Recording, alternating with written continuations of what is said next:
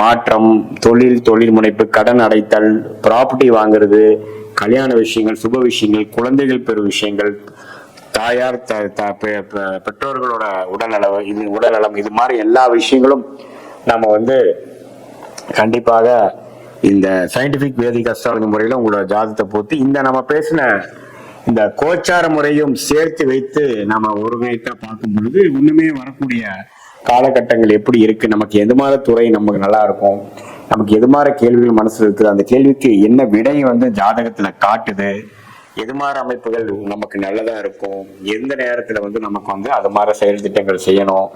அதே மாதிரி பாத்தீங்கன்னா ஒருத்தருக்கும் ஒரு கிரகம் நல்லதா இருக்கும். இப்போ உங்களுக்கு ஒரு கிரகம் யோகமா இருக்கிறது பாத்தீங்கன்னா எனக்கு அந்த கிரகம் யோகமா இருக்கணும் அவசியம் இல்லை. ஸோ ஒரு லக்னத்துக்கும் ஒரு கிரகம் ராஜயோகாதிபதியாக வருகிறார், இன்னொரு கிரகம் வரக்கூடாத கிரகமாக வரக்கூடாத தசையாக வருகிறார், ஒரு கிரகம் பாத்தீங்கன்னா நியூட்ரலா வரார்.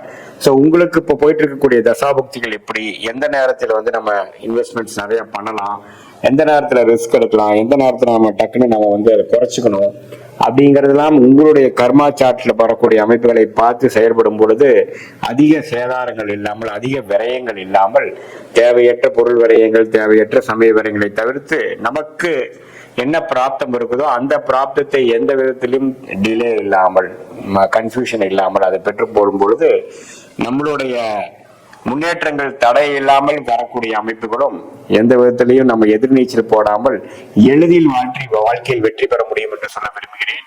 மீண்டும் மற்றொரு காணொலியில் சந்திப்போம். நன்றி, வணக்கம்.